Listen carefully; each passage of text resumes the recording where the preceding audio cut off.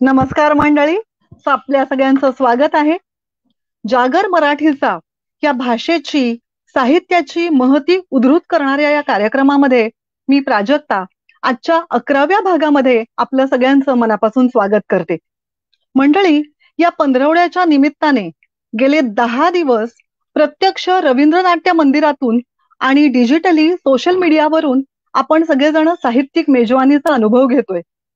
आजही संध्याकाळी 6:30 वाजता रवींद्र नाट्य मंदिरामध्ये vision voice and act Mumbai या निर्मिती संस्थेतर्फे लोककलेतल्या लावणीच्या भाषिक सौंदर्याचा वेध घेणारा आविष्कार हे चर्चासत्र आयोजित झालेलं आहे आणि यात सहभागी होणार आहेत डॉक्टर प्राची आरोसकर, अमित सोळंकी, सुगत उथळे, कोमल धांडे आणि ऋग्वेद पोद्दार.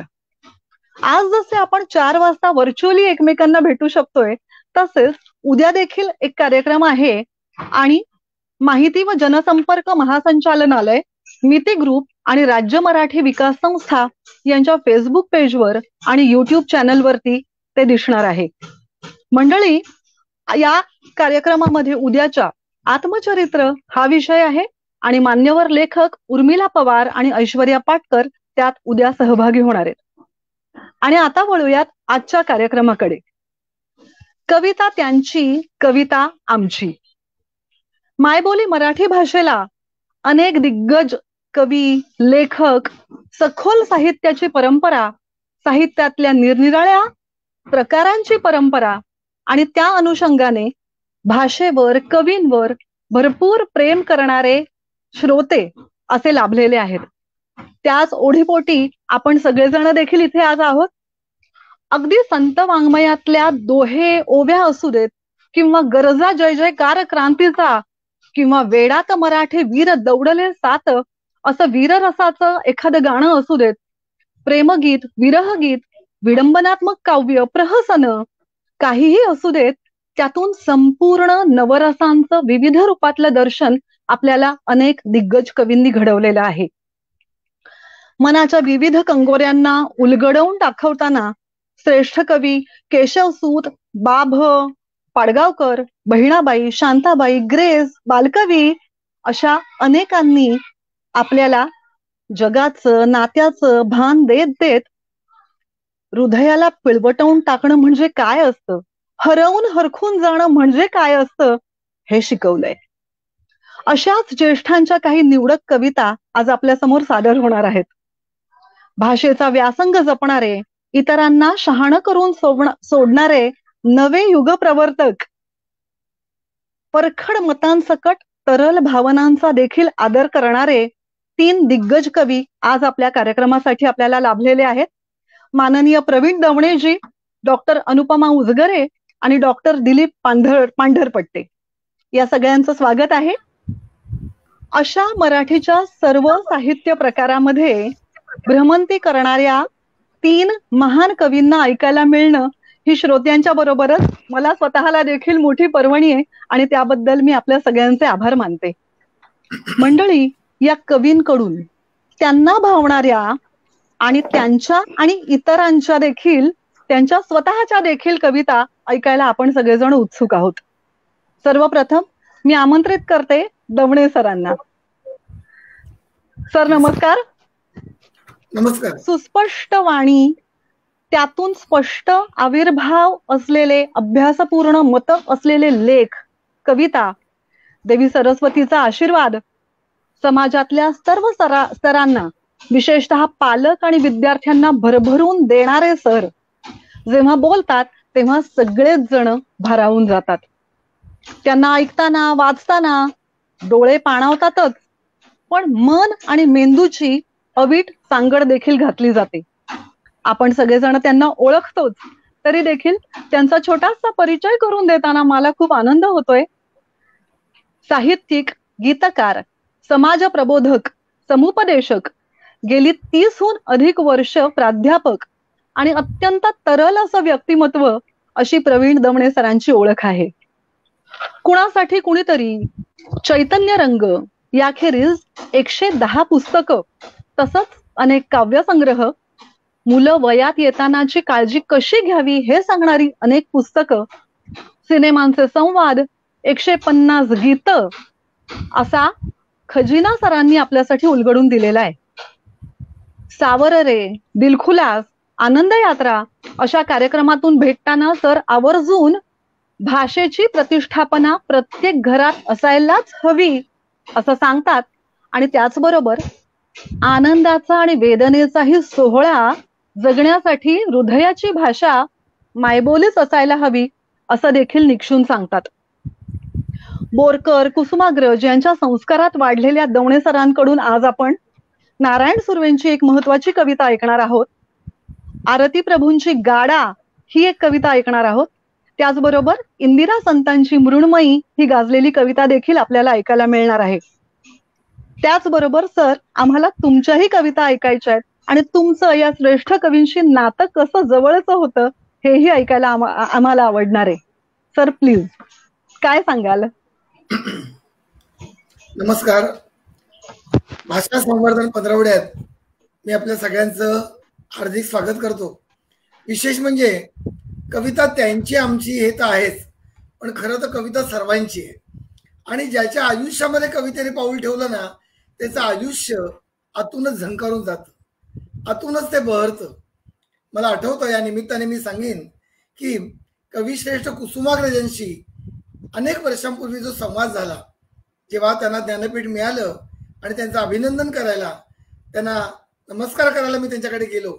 मी त्या साध्या सहज गप्पात मी त्यांना विचारलं, तात्यासाहेब, हल्ली कुणी उठावं आणि कविता करावं असं चित्र सगळीकडे दिसतंय, आपलं काय मत आहे?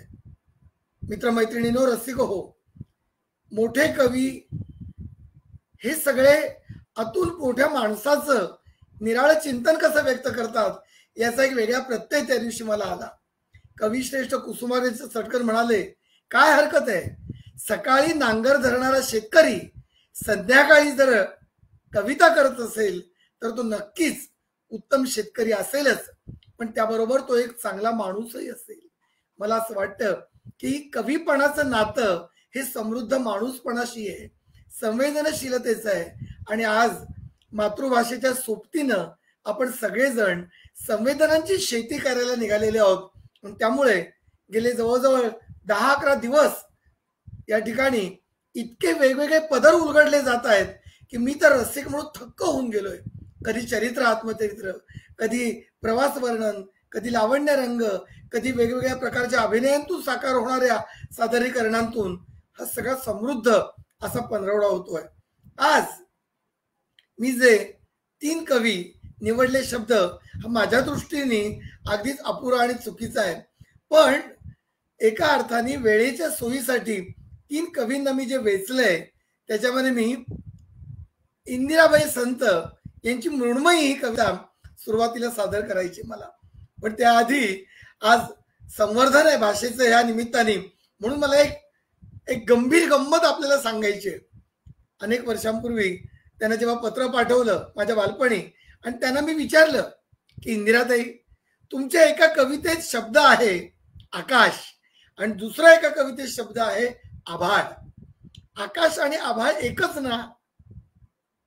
त्या काळात हे श्रेष्ठ कवी आमच्यासारख्या नव्या रसिकांना, छोट्या कवींना पत्र लिहित असत. सुदैवाने मोबाईलचा जमाना नव्हता, लोक प्रत्यक्ष लेखणीने, झरणीने लिहित असत. इंदिरा संतांचं मला उत्तर आलं, प्रिय चिरंजीव प्रवीण, आकाश आणि आभाळ एकच नाही. जे निरभ्र असतं, स्वच्छ असतं ते आकाश, आणि जे भरून येतं ते आभाळ. मित्रांनो, आपण घरामध्ये बसून वा म्हणताय ते मी इथे ऐकलं. जाणवलं मला. याचं कारण आभाळ मधल्या ळ अक्षरामध्ये जळ मधलं ओथंबलेपण आपल्या कानांना दिसायला लागलं. आणि त्यामुळे कविता का, मातृभाषा जपायची का, तर कानांना सुद्धा डोळा फुटला पाहिजे, तर जीवनाकडे काना डोळा होत नाही. तेव्हा व्हॉट्सअपवर किंवा या सगळ्या माध्यमात मी आणि शांताबाई शेळके अशा प्रकारचा हा किस्सा फिरतोय. पण या निमित्ताने सांगेन, शांताबाईंशी झालेला संवाद नाहीये, तर तो इंदिरा संतांचा आहे. या श्रेष्ठ कवयित्रीला, त्यांच्या कवितांना मानाचा मुजरा करतो. आणि माझी अतिशय आवडती कविता मृण्मयी. खरं तर या कवितेविषयी पुष्कळ बोलण्यासारखं आहे, पण दिलेले मिनिटात ते अवघड आहे. 6 ऋतू कसे जगावेत ही अभिसारिका आता प्रत्यक्ष समोर नसलेल्या प्रियकराला ही कशी कवळायला निघालेली आहे. आणि इंदिराबाईंच्या जवळजवळ सगळ्याच कविता या विरहिणी आहेत. आपल्या आत्ता नसलेल्या प्रियकराला तो आहेच असं मानून क्षितिजाचे बाहू करून त्या कवटाळायला निघतात. मृण्मयी पहा, अतिशय आवडेल तुम्हाला. ऐकताना संवेदना तर बघाच, पण भाषेची समृद्धी कशी आहे ती पण आपण सगळेजण साजरी करूया. ऐका मृण्मयी. रक्तामध्ये ओढ मातीची, मनास मातीचे ताजेपण. रक्तामध्ये ओढ मातीची, मनास मातीचे ताजेपण. मातीतून मी आले वरती, मातीचे मम अधुरे जीवन. कोसळताना वर्षा अविरत, पुढचा ऋतू आहे. कोसळताना वर्षा अविरत, स्नान समाधी मध्ये डुबावे. दवात भिजल्या प्राजक्ता परी, ओल्या शरदामध्ये निथळावे. मग तिसरा ऋतू, हेमंताचा ओढून शेला. क्या बात आहे. हेमंताचा ओढून शेला, हळूच ओले अंग टिपावे. वसंतातले फुला फुलांचे छापील उंची पातळ ल्यावे. ग्रीष्माची नाजूक टोपली. ग्रीष्मात उन्हाळा आहे, निखारे असतात, परंतु इंदिराबाईंना काय दिसतं?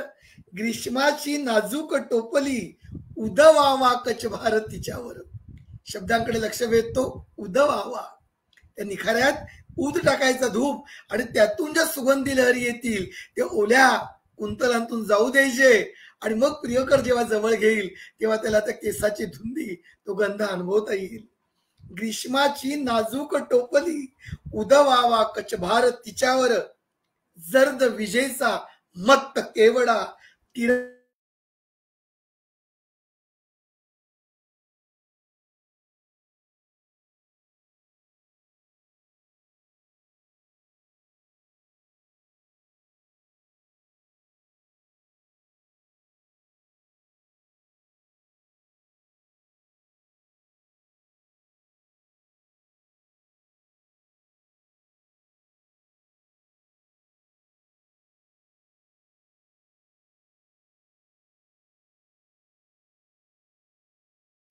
आरती प्रभू यांची एक मला भावलेली, मला आवडलेली ही कविता मी सादर करतोय.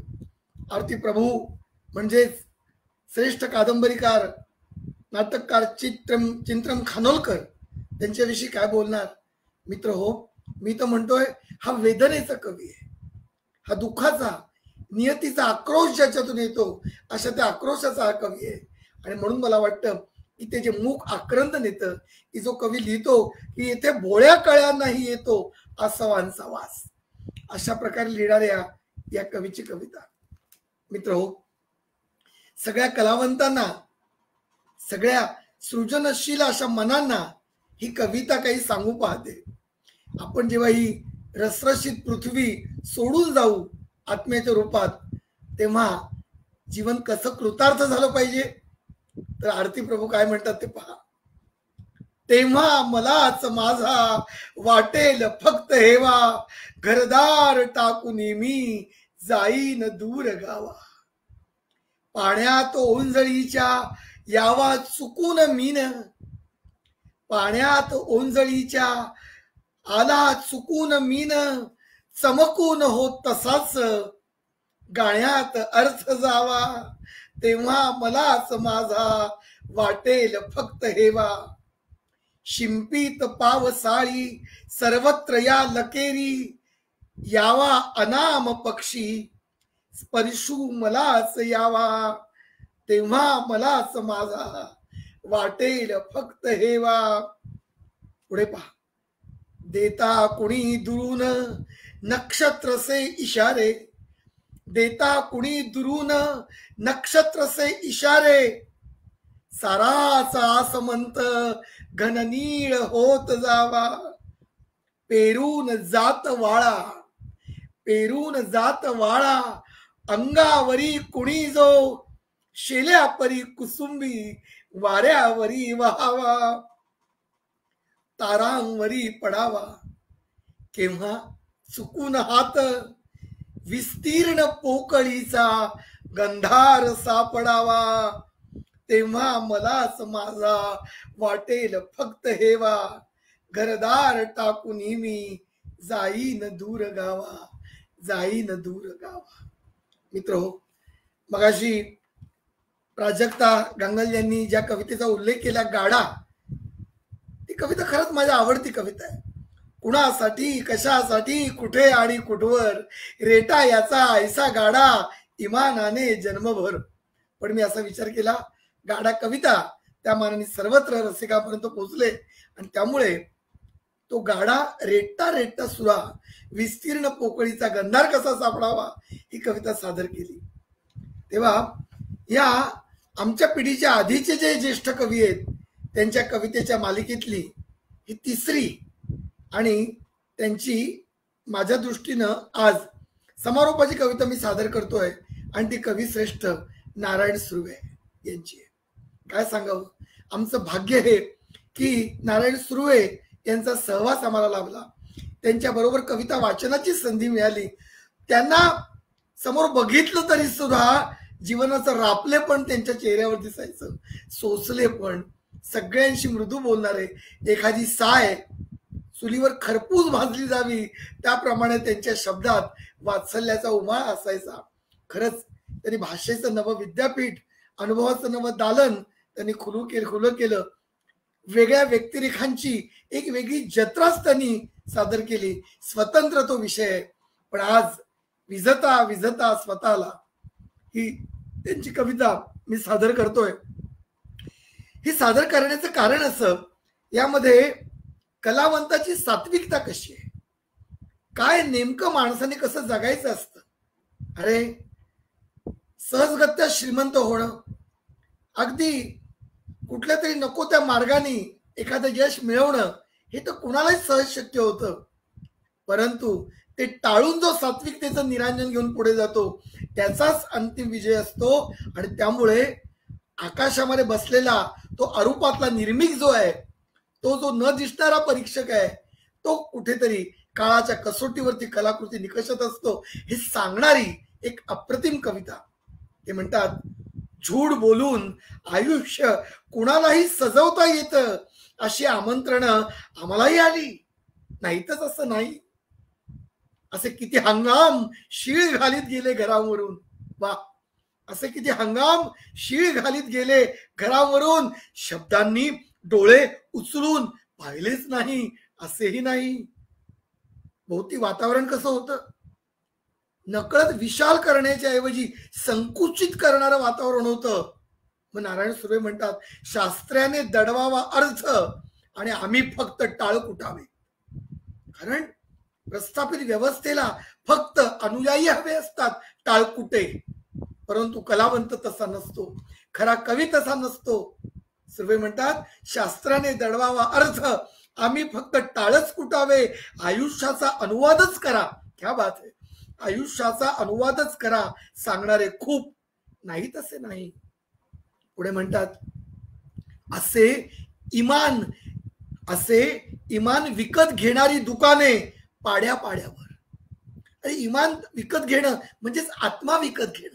एकदा आत्मा विकला गेला की त्यांच्या जिभा कोणाच्या तरी सूत्रांनी त्यांना हवं ते बोलू लागतात आणि मग आपला केव्हा पंचरंगी पोपट होतो ते आपल्याला कळत नाही. सुर्वेंची कविता श्रेष्ठ आहे याचं कारण ते आत्मतत्वाची निरांजन घेऊन पुढे निघाले, म्हणून मी त्यांना मुजरा करतो मानाचा. असे इमान विकत घेणारी दुकाने पाड्या पाड्यावर, डोकी गहाण टाकणारे महाभाग नाही तसे नाही. बघा तुम्ही आजही अवतीभोवती वळून पाहिल्यावर कळेल, डोकी गहाण टाकणारे महाभाग नाही तसे नाही. आणि शेवटच्या 2 ओळी तर तुमच्या डोळ्यात चरकन पाणी येईल आणि आतमध्ये निखारा पेटेल. अशा बेईमान उजेडात एक वात जपून नेताना विझता स्वतःला सावरलेच नाही असेही नाही. अरे झूड बोलून आयुष्य कुणालाही सजवता येते, अशी आमंत्रणे आम्हालाही आली. नाही तसे नाही. मित्रहो, किती टोकाचा प्रामाणिकपणा. सगळीकडे वेगवेगळ्या प्रकारचे मोह होते, पण तरी सुद्धा त्या मोहाच्या पलीकडे जाऊन स्वत्व जपणारी अशी कविता आहे. मला माहिती आहे की मला दिलेली वेळ संपत आले, म्हणून मी माझ्या 3च्या ऐवजी एकच कविता तुमच्या परवानगीने म्हणतो. प्राजक्ता मॅडम चालेल? जरूर. कारण 3 कवितांची तुम्ही मला संधी दिली आहे, पण तरी पण थोडं हे 3 कवी आणि त्यांच्याविषयीचं माझं भाष्य थोडं कदाचित विस्तारलं, पण स्वाभाविक आहे. माझ्या 2 कविता कवी वाचल्या गेल्या तरी चालतील, पण यांच्या कविता लोकांनी ऐकल्या पाहिजेत. मी माझी केवळ एकच कविता म्हणतो आणि माझ्या 2 कविता या आधीच्या 3 कवींना अर्पण करतो आणि रसिकांना. म्हणजे मी दिलेला वेळ पाळलाय याची तुम्ही मला दाद द्याल. असो, ही जी कविता आहे ती कविता म्हणजे एक प्रकारचं आजच्या कवीनं म्हणजे मी मागितलेलं पसायदानच आहे. खरं पसायदान मागायचं ते माऊलींनी, ती त्यांची नैतिकता, पण टोकाची कुठेतरी ठिणगी आमच्यासारख्या कलावंतामध्ये असते. आणि त्यामुळे ही एक कविता मी म्हणतोय. काय मागतोय मी नियतीकडे, सृजनशक्तीकडे. नको कोडगे हे मळे अक्षरांचे, नको कोडगे हे मळे अक्षरांचे, जरासे भिजू दे तुझ्या वाळवंटी. नको कोडगे हे मळे अक्षरांचे, जरासे भिजू दे तुझ्या वाळवंटी. मिजाशी ऋतूंची नको रे उधारी, मिजाशी ऋतूंची नको रे उधारी. इथे खोल आत्म्यात दे सैल माती, नको कोडगे हे मळे अक्षरांचे.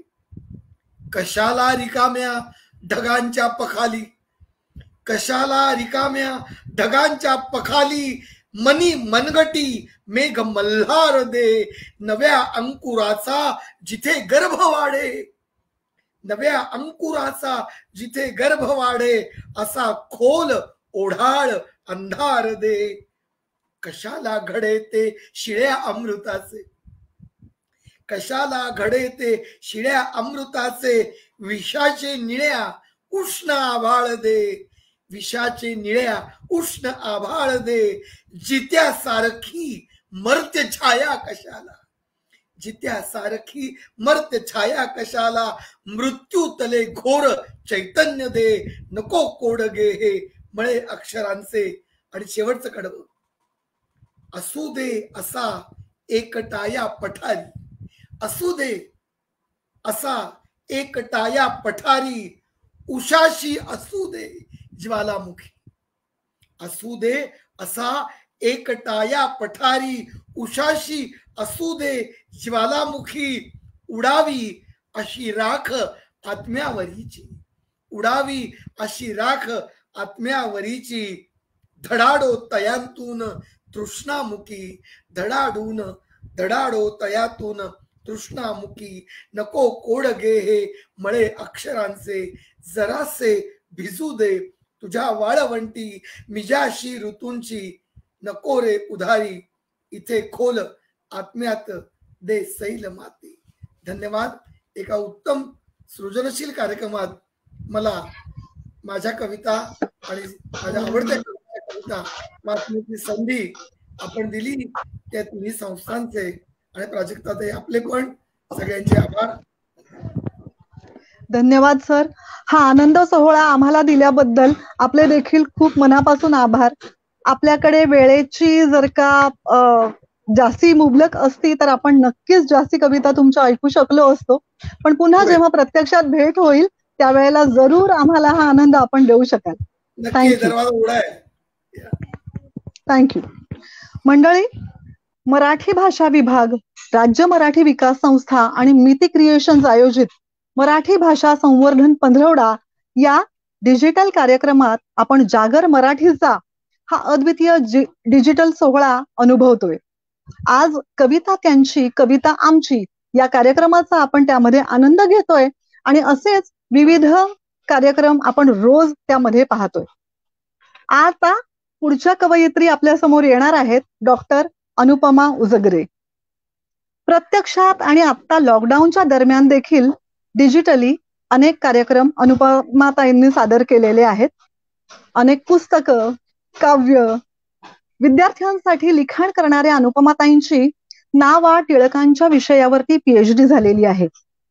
त्यांचे घरगुती घनिष्ठ संबंध होतेच आणि लक्ष्मीबाई टिळकांच्यावर त्यांनी चरित्र पुस्तक देखील लिहिलेलं आहे.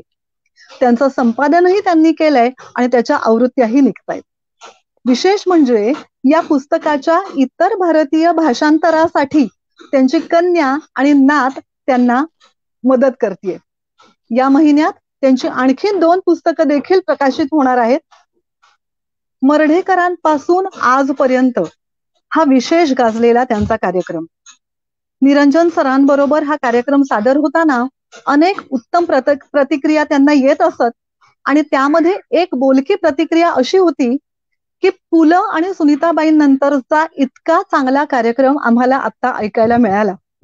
या प्रतिक्रियेवरूनच आपल्याला या कार्यक्रमाचा महत्वाचा भाग लक्षात येऊ शकतो. 1.5 तासामध्ये जवळजवळ 100 कवींची ओळख श्रोत्यांना करून देणं आणि त्यातून कवितांची ओढ वाटायला लोकांना मदत करणं, नकळत ओढ निर्माण करणं ही या कार्यक्रमाची खासियत. आज बालकवींची, इंदिरा संतांची आणि स्वतःच्या काही कविता डॉक्टर उजगरे मॅडम आपल्याला ऐकवणार आहेत. मीरेचं दुःख, स्त्री मनाची तळमळ सांगताना प्रत्यक्षातल्या भेटीत ज्येष्ठ साहित्यिकांसाठी आवर्जून त्यांच्या आवडीचा डबा करून नेणाऱ्या आपल्या मॅडम म्हणजे प्रत्यक्षातही माणुसकी आणि आत्मीयता जपताना त्या जगणं शिकवतात. हा त्यातला महत्वाचा भाग. मला असं वाटतं त्यांची जी पुस्तकं आहेत खाण्याच्या संबंधित म्हणी आणि वाक्प्रचारांची ती या आवडीतूनच तयार झालेली असावी. अनुपमाताई, आम्ही तुम्हाला ऐकायला उत्सुक आहोत. नमस्कार. ज्येष्ठ कवी अरुण कोलटकर यांची वामांगी ही कविता सादर करते. रखुबाई असली तरी स्त्रीच आहे ती आणि स्त्रीचं दुःख तिच्याही वाट्याला आलेलं आहे. अरुण कोलटकर लिहितात, देवळात गेलो मध्ये तिथे विठ्ठल काही दिसेना. रखमाई शेजारी नुसती वीट. मी म्हणालो राहिलं, रखमाई तर रखमाई, कुणाच्या तरी पायावर डोकं ठेवायचं.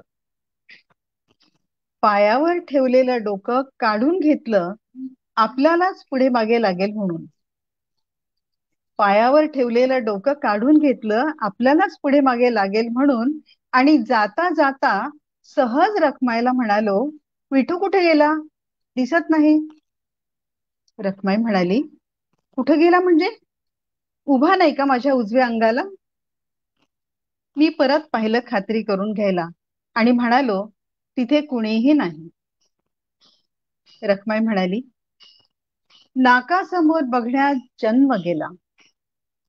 नाकासमोर बघण्यात जन्म गेला, बाजूचं मला जरा कमीच दिसतं. दगडासारखी झालीये मान, अगदी धरलीये बघ, इकडची तिकडं जरा होत नाही. कधी येतो, कधी जातो, कुठं जातो, काय करतो, मला काही माहित नाही. कधी येतो, कधी जातो, कुठे जातो, काय करतो, मला काही माहित नाही. खांद्याला खांदा भिडवून नेहमी बाजूला असेल विठू, म्हणून मी पण बावळट उभी राहिले. खांद्याला खांदा भिडवून नेहमी बाजूला असेल विठू, म्हणून मी पण बावळट उभी राहिले. आषाढी कार्तिकेला इतके लोक येतात नेहमी. आषाढी कार्तिकेला इतके लोक येतात नेहमी, मला कधीच कसं कुणी सांगितलं नाही. मला कधीच कसं कुणी सांगितलं नाही. आज एकदमच मला भेटायला धावून आलंय 28 युगांचं एकटेपण, 28 युगांचं एकटेपण.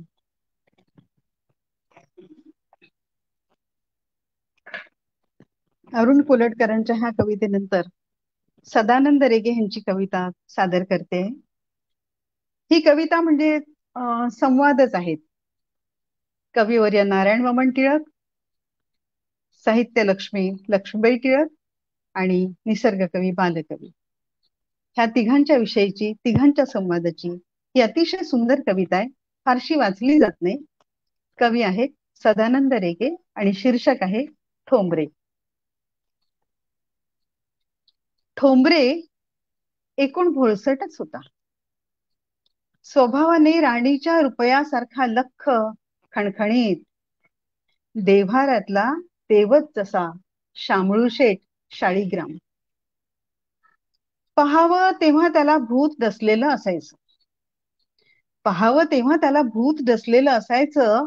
दिवे लागण झाली की माझं बापडीचं एकच काम, ठोंबरे ये रे बाबा. मग ठोंबरे यायचा आणि लक्ष्मीबाई मीठ मोहऱ्यांनी त्याची दृष्ट काढायची. टिळकांना सांगितलं की ते म्हणत, तू कशाला लागतेस त्या भूताच्या पाठीस, that could be a Holy ghost. एक दिवस ठोंबरे मला म्हणाला, आई आई आज मन दुखतंय सारखं सकाळपासून.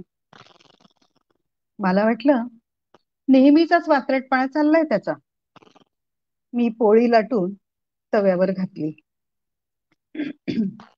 तो म्हणाला, खरंच आई तुमच्या गळ्या शपथ. मी म्हटलं, मेल्या, मी मेले तर तुझं रे काय जाणार आहे. तो म्हणाला, मग मी जातो मरून. मी म्हटलं, तेवढं मात्र नको करूस, तेवढं मात्र नको करूस. मला रडायला वेळ नाही. दुपारी मला सांडगे घालायचे आणि संध्याकाळी टिळकांशी भांडायचंय. तव्यावरची पोळी परतत होते तेव्हा माझ्या कानाशी लागून तो म्हणाला, आई आई माझ्या मनात एक औदुंबर उगवतोय, त्याचा ठणका लागलाय सारखा. मी त्याच्यासारखाच हेल काढत म्हटलं, छान. आता टिळक नि तू दोघे त्याच्यावर जाऊन बसा 24 तास. खाली येऊच नका. नाहीतर असं कर, तुझा तो औदुंबर आकाशाला लागला की त्याची फुलं आण. तुझ्या फुलराणीला वेणी करू आपण. तो म्हणाला, छान कल्पना आहे, खरंच छान, एक्सलंट. वेणी फॉर फुलराणी, वेणी फॉर माय फुलराणी, वेणी फॉर माय फुलराणी, वेणी फॉर माय फुलराणी. बोलता बोलता तो धूम रुळावरून धावतच सुटला. मी ओरडते, ठोंबरे थांब, ठोंबरे थांब, असा वेड्यासारखा धावतोयस काय. पण तो धावतच होता, निर्झरासारखा धावत होता. तुळशीच्या पांदीतून तो मला दिसत होता.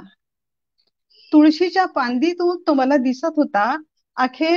अखेर तो एक ठिपका झाला आणि आकाशात कुठे दिसेनासा झाला. तुळशीच्या पांदीतून तो मला दिसत होता. अखेर तो एक ठिपका झाला आणि आकाशात कुठे दिसेनासा झाला. टिळक रात्री उशिरा घरी आले. टिळक रात्री उशिरा घरी आले तेव्हा त्यांच्या पिशवीत मातीनं बरबटलेल्या वाहनांचा जोड होता. मी कुणाचा म्हणूनही विचारलं नाही. मी कुणाचा म्हणूनही विचारलं नाही. असेल एखाद्या होली घोस्ताचा, आपल्याला कशाला पंचायत.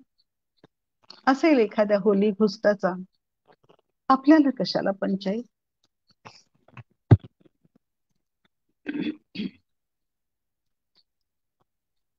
ज्येष्ठ कवयित्री इंदिरा संत यांची कविता मी सादर करणार आहे, पण त्याच्या आधी मी माझी कविता सादर करते आणि शेवटी इंदिराबाईंची कविता सादर करते. माझ्या कवितेचं शीर्षक आहे किमान पक्षी. माझी एकच कविता मी सादर करणार आहे. किमान पक्षी. पक्षी कधी आकाशाला कुंपण घालत नाहीत. मासोळ्या कधी पाण्यावर सीमारेष आखत नाहीत. वारे कधी चौकटीत वाहताना दिसत नाहीत. पक्षी कधी आकाशाला कुंपण घालत नाहीत. मासोळ्याही कधी पाण्यावर सीमारेष आखत नाहीत. वारे कधी चौकटीत वाहताना दिसत नाहीत. गरज भिंतीची, छपराची माझ्याशिवाय कुणालाच वाटत नाही. पक्ष्यांचे थवे झाडांची अदलाबदल किती सहजतेने करतायत. पक्ष्यांचे थवे झाडांची अदलाबदल किती सहजतेने करतायत आणि थव्या थव्याने आकाशात मौजेने विहरतायत. पण झाड हक्क सांगत नाही एकाही थव्यावर. पण झाड हक्क सांगत नाही एकाही थव्यावर. आकाश समाधानानं चांदणं बरसतंय पृथ्वीवर. झाड आनंदानं फुलं ढाळतंय भुईवर. वारं मुक्त हुंदडतंय. माझंच मन चिंतेनं का पोखरतंय. माझंच मन चिंतेनं का पोखरतंय. मला झाड होता येईल. मला पक्षी होता येईल. मला झाड होता येईल. मला पक्षी होता येईल. किमान पक्षी मला देवमाणूस होता येईल. किमान पक्षी मला देवमाणूस होता येईल.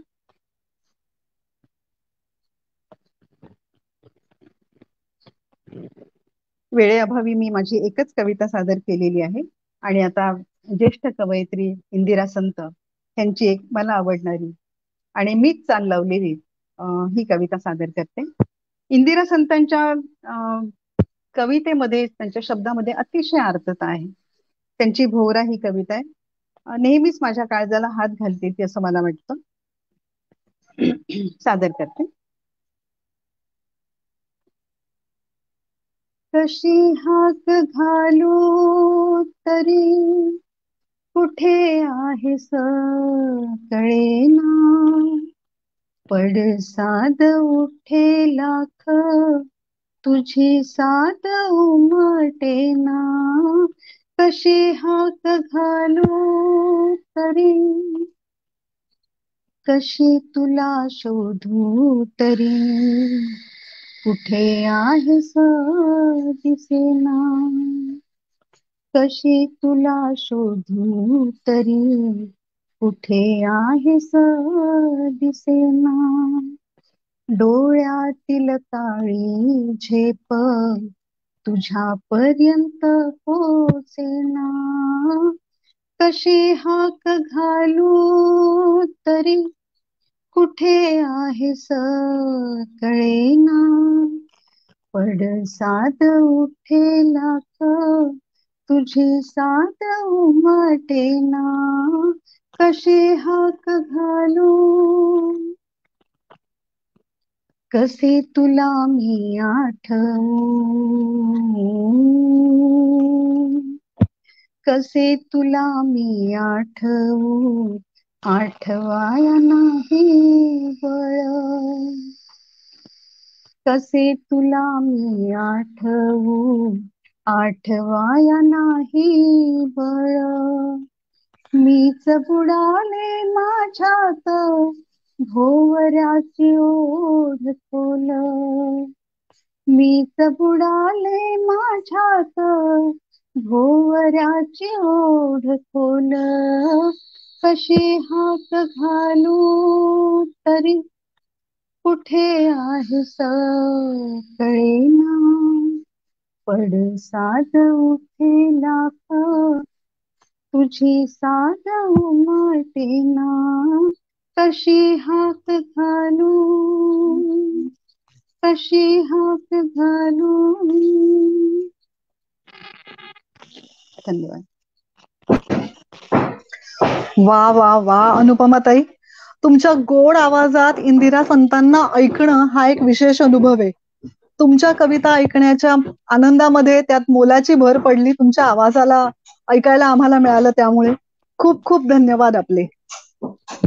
मंडळी, आपल्याला जाणवलं असेल या पंधरवड्याच्या निमित्ताने विज्ञान कथा, कादंबऱ्या, ललित लेखन, बालसाहित्य आणि आता काव्य अशा वेगवेगळ्या साहित्य प्रकारात आपण भ्रमंती करून येतोय आणि मायबोली मराठीचा जागर सुरू ठेवतोय. आता आपण वळतोय तिसरे आजचे आपले ज्येष्ठ कवी डॉक्टर दिलीप पांढरपट्टे यांना ऐकण्याकडे. गेली 34 वर्ष सरकारी नोकरीत, महसूल खात्यात, मंत्रालयात, राजकीय नेत्यांच्यात वावरत असतानाही डॉक्टर पांढरपट्टे यांनी कविमन जपलेलं आहे. महाराष्ट्रभर फिरताना माणसांच्या केलेल्या अभ्यासावरून, त्यांच्या सहवासावरून त्यांच्या गझल कविता उमटत मनावर अधिराज्य करत राहतात. 500 बोधकथा, 125 कथा, अनेक कथांचं लेखन करता करता उर्दूचं देखील त्यांनी प्रशिक्षण घेतलेलं आहे आणि या श्रीमंत भाषेतही गझल ते करतात, लिहितात, हे विशेष. कविता स्फुरणं हे जसं आनंददायी आहे तसंच त्याचं सादरीकरण देखील किती महत्वाचं आहे हे ते आवर्जून सांगतात. ती एक महत्वाची कला आहे, त्यामुळे त्यावर ते विशेष प्रेम करतात. महाराष्ट्राचे लाडके कवी सुरेश भटांची वणवे ही गाजलेली कलाकृती आणि त्यांच्या स्वतःच्याही काही कविता आज आपण ऐकणार आहोत. त्याआधी डॉक्टर पांढरपट्टे सरांची थोडक्यात ओळख करून देते. BSc, BEd, LLB, LLM, MBA आणि 2017 साली PhD असा सरांचा शैक्षणिक प्रवास आहे. महाराष्ट्र लोकसेवा आयोगातर्फे 1987 मध्ये उपजिल्हाधिकारी म्हणून सरांनी सुरुवात केली आणि आजही उन्नती करत ते सरकारी सेवेमध्ये जनसंपर्क विभागाचे सचिव आहेत. त्यांच्या कविता सुरेश वाडकर, साधना सरगम यांनी देखील गायलेल्या आहेत आणि उच्चारणावर भर देत भाषेचा वेगळा लहेजा ऐकायला सर आता आम्ही तुमच्याकडून उत्सुक आहोत. नमस्कार.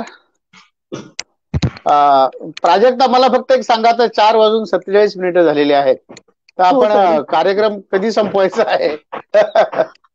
5 वाजता खरं म्हणजे आपल्याला कार्यक्रम संपवायचा आहे सर. मी करतो ना प्रयत्न. म्हणजे मी शेवटी असल्यामुळं वेळेत संपवण्याची जबाबदारी माझी आहे, त्याच्यामुळं मी वेळेचं नक्की भान ठेवतो.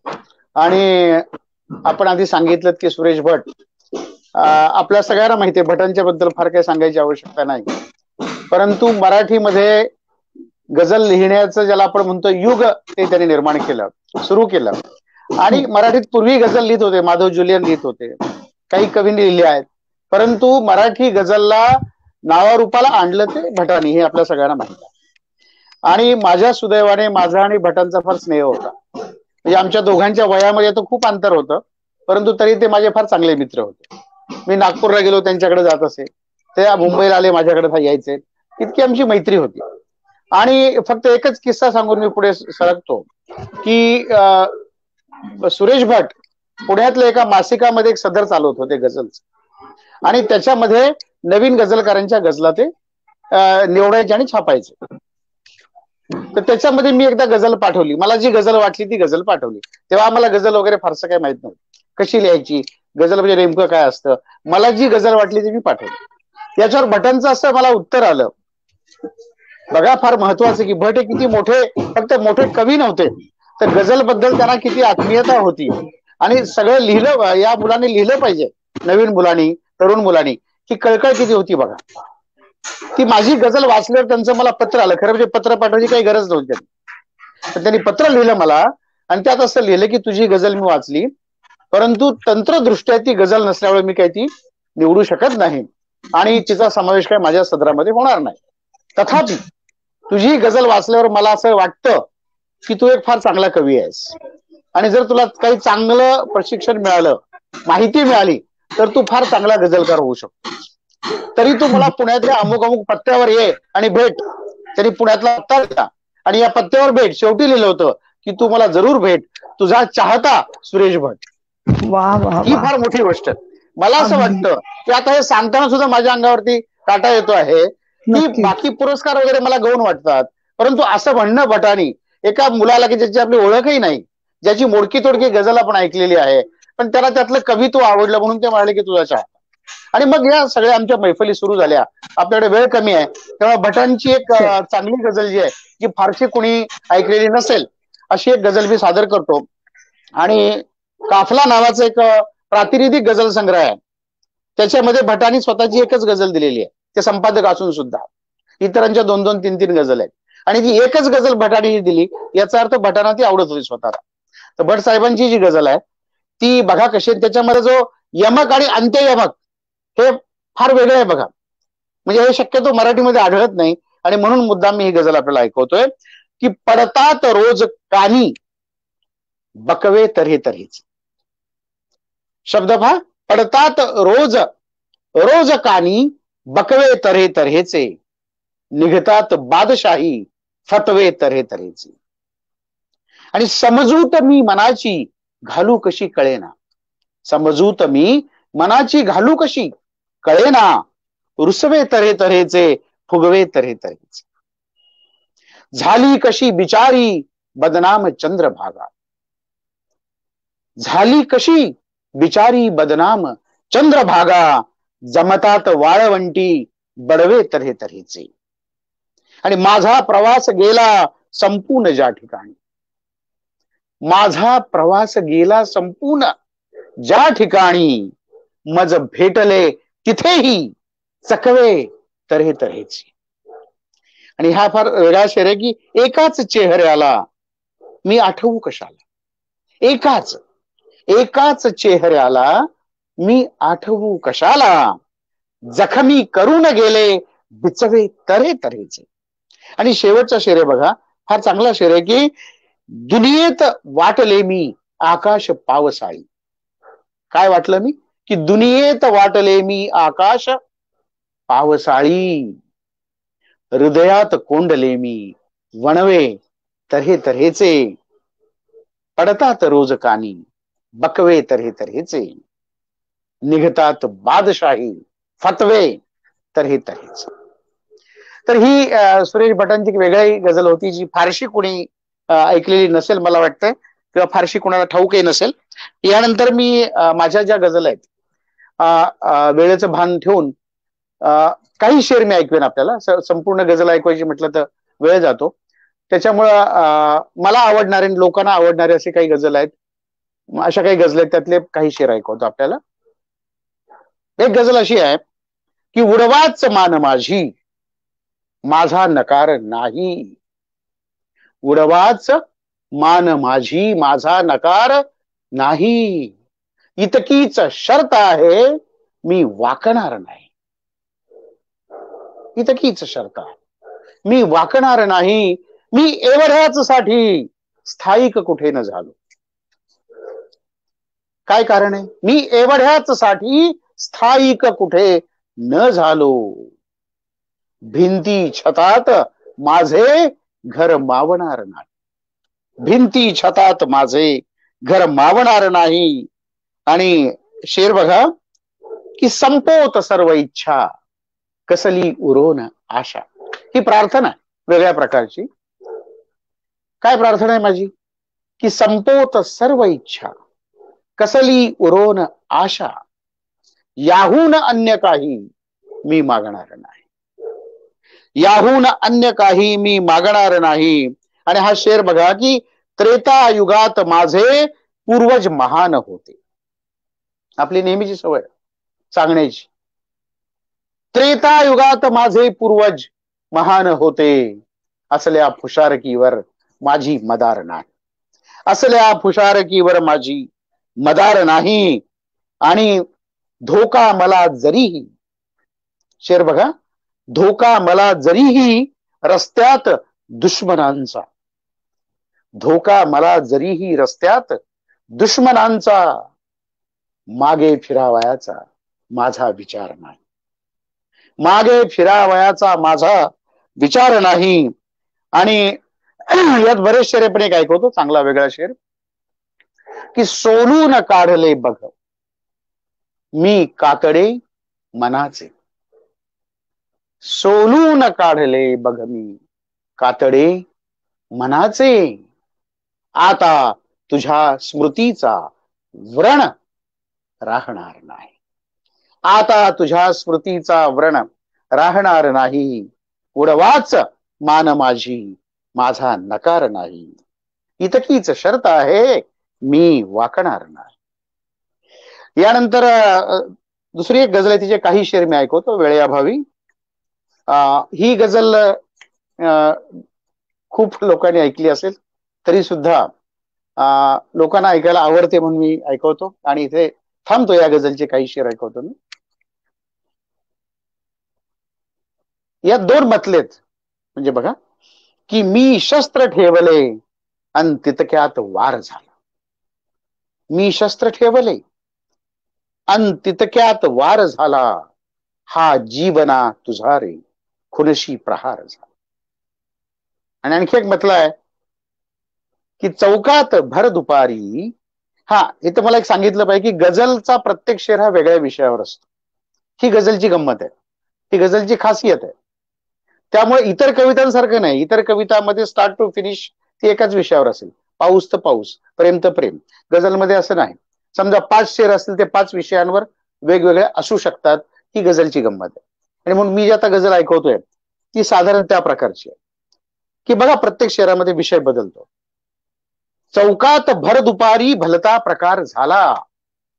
उद्घाटना अगोदर पुतळा फरार झाला. चौकात भर दुपारी भलता प्रकार झाला. उद्घाटना अगोदर पुतळा फरार झाला. ते राजमार्ग सगळे लखलाभ हो तुम्हाला. ते राजमार्ग सगळे लखलाभ हो तुम्हाला. गेलो जिथे जिथे मी रस्ता तयार झाला. गेलो जिथे जिथे मी रस्ता तयार झाला. आणि लोकशाहीमध्ये काय होतं बघा की सैतान कालचा जो त्याचेच राज्य आले. हे कुठलंय जगभरामधलं आहे अनुभव की सैतान कालचा जो त्याचेच राज्य आले. एका दिसात तोही परवरदिगार झाला. एका दिसात तोही परवरदिगार झाला. आणि शेर बघा की गातात मर्सिया ते हाही विनोद आहे. मर्सिया म्हणजे शोकगीत. माणूस मेल्यानंतर जे गीत गातात त्याला मर्सिया म्हणतात. काय विनोद आहे, काय गंमत आहे की गातात मर्सिया ते हाही विनोद आहे. त्यांच्याच संगिनींनी तो काल ठार झाला. त्यांच्याच संगिनींनी तो काल ठार झाला. आणि शेर असा आहे की तो हुंदके न देतो, तो फक्त गीत गातो. शेर पहा, तो हुंदके न देतो, तो फक्त गीत गातो. तो तालमीत माझ्या इतका तयार झाला. आणि याच्यामध्ये अनेक शेर आहेत, पण मी एक शेवटचा शेर याच्यामध्ये ऐकवतो. हा शेर ऐकल्यावर तुमच्या डोळ्यासमोर अनेक चेहरे येतील, ते यावेत अशी अपेक्षा आहे. आणि चळवळीतल्या नेत्यांचं काय होतं त्याच्याबद्दलचा शेर आहे. चळवळीतल्या कार्यकर्त्यांचं पुढे काहीच होत नाही आपल्याला माहिती, पण नेत्यांचं काय होतं पहा शेर की प्रस्थापितांविरोधी तो एक आग होता. होता सगळे सुरुवातीला असतात. प्रस्थापितांविरोधी तो एक आग होता. मिळताच एक खुर्ची तो थंडगार झाला. मिळताच एक खुर्ची तो थंडगार झाला. उद्घाटना अगोदर पुतळा फरार झाला. चौकात भर दुपारी भलता प्रकार झाला. उद्घाटना अगोदर पुतळा फरार झाला. शुक्रिया, धन्यवाद. सर, आपल्याकडे एक 5 मिनिटं अजून आहेत. तुम्हाला अजून ऐकायला आम्हाला सगळ्यांना निश्चित आवडणार आहे. अजून एखादी कविता आपली झाली तर आवडेल. ठीक आहे, मी एक वेगळ्या प्रकारची गझल जी आहे. Yes, thank you sir. एक अशी वेगळी गझल आहे बघा की जीवनाशी हे किती जमवून घ्यावे लागले. पहा, मजबुरीची गझल आहे की जीवनाशी हे किती जमवून घ्यावे लागले. हुंदका दाटून येता मज हसावे लागले. आणि शेर आहे की गझल लिहिण्याला न पुरले दुःख माझे अन तुझे. गझल ही मोठी का होते की गझल लिहिण्याला न पुरले दुःख माझे अन तुझे.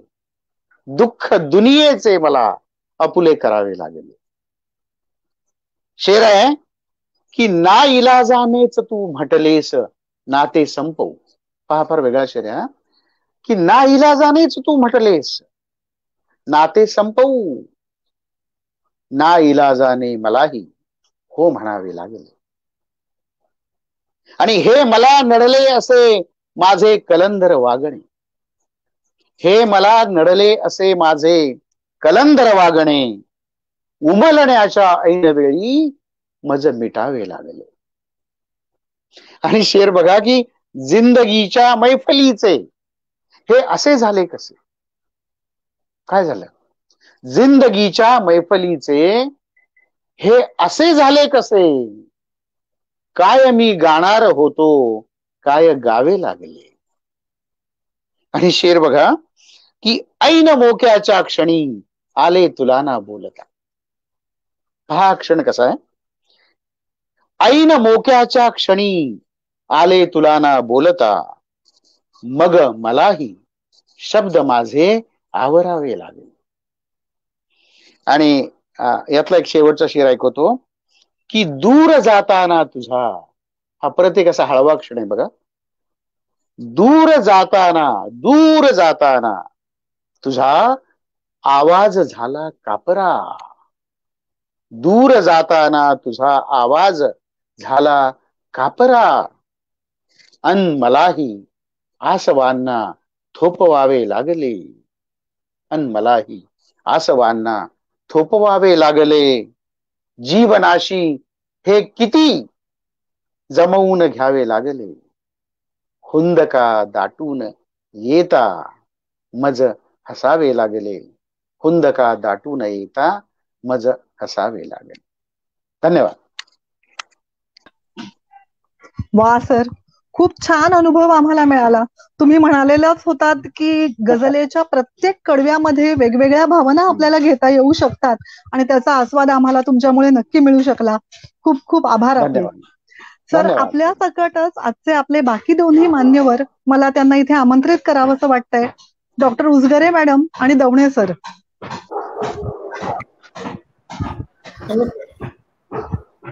आपल्याला ऐकून आम्हा सगळ्यांना तर खूप आनंद मिळालाय, उत्साह आलेला आहे. या कार्यक्रमात आजच्या जागर मराठीच्या आपल्याला सहभागी होऊन कसं वाटलं हे सगळ्या प्रेक्षकांना, श्रोत्यांना ऐकायला आवडणार आहे सर. दवणे सर, आपण काय सांगाल. काय म्हणाला तुम्ही, काय विचारलं.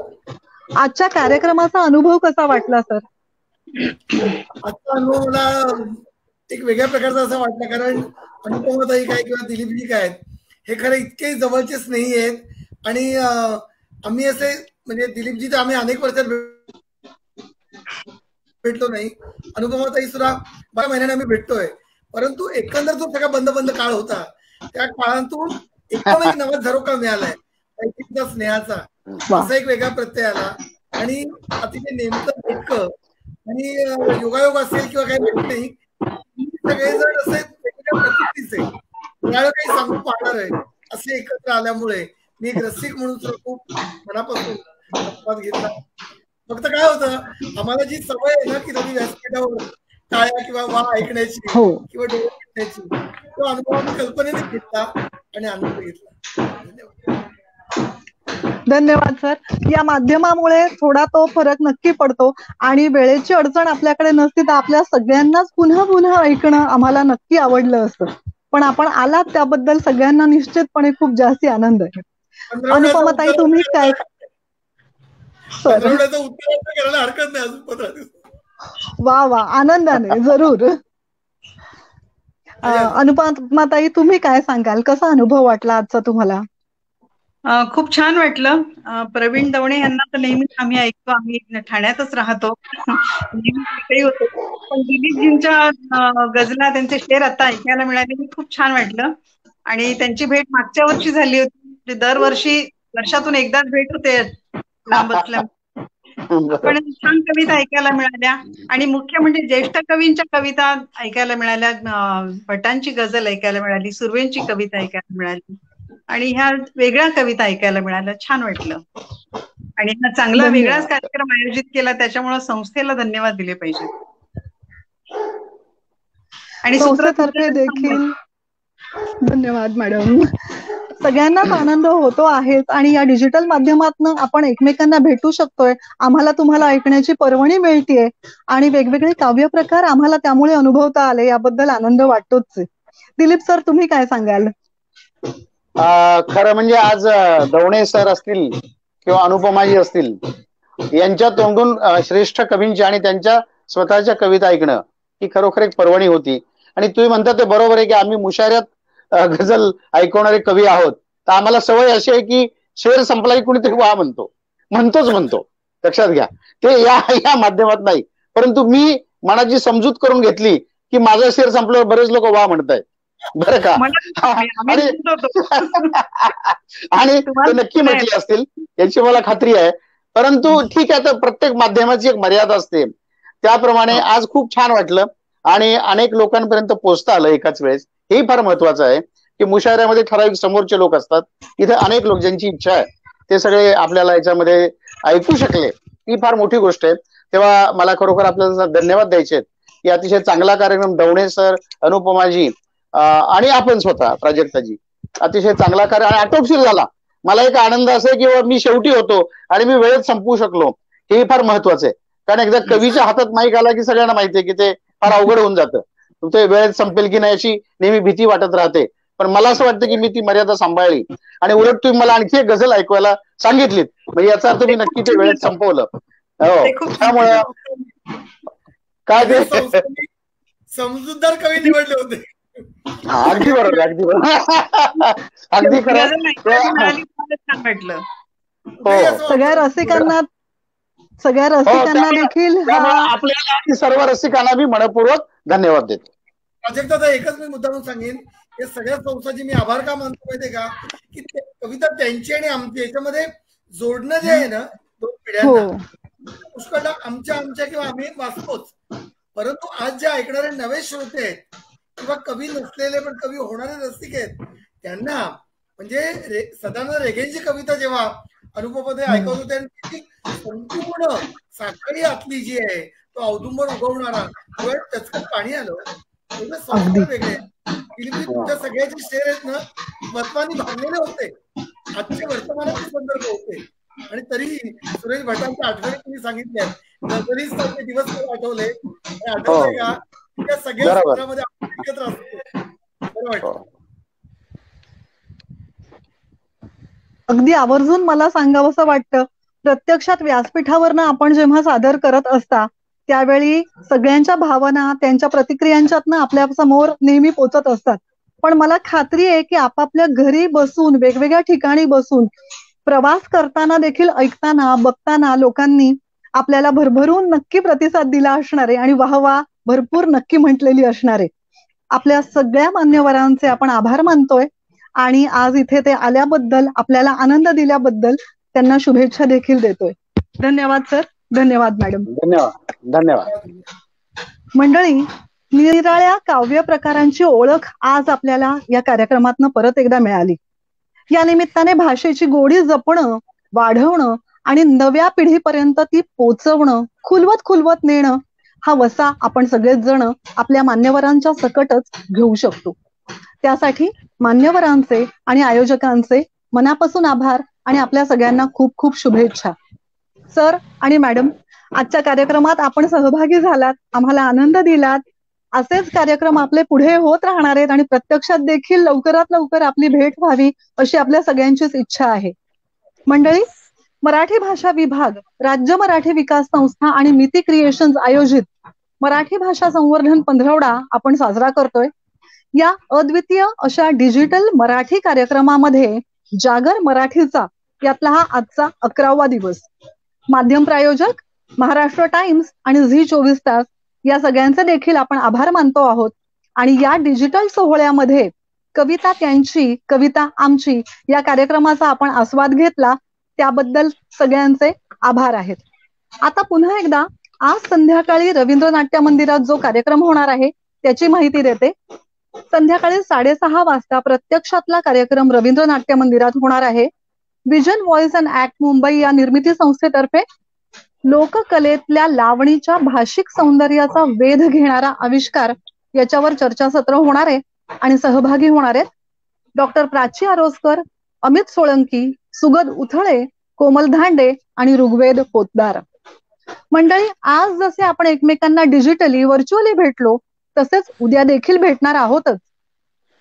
तेव्हा माहिती आणि जनसंपर्क महासंचालनालय, मिती ग्रुप आणि राज्य मराठी विकास संस्था यांच्या फेसबुक पेजवरती आणि युट्यूब चॅनलवरती आपण उद्या पाहू शकणार आहोत आत्मचरित्र या विषयावरचं चर्चासत्र. मान्यवर लेखक उर्मिला पवार आणि ऐश्वर्य पाटकर याच्यामध्ये सहभागी होणार आहेत. आजचा कार्यक्रम कविता त्यांची आणि आमची हे आपल्याला नक्की आवडलं असणार आहे याची खात्री बाळगते आणि आपल्या सगळ्यांना शुभेच्छा देते. धन्यवाद.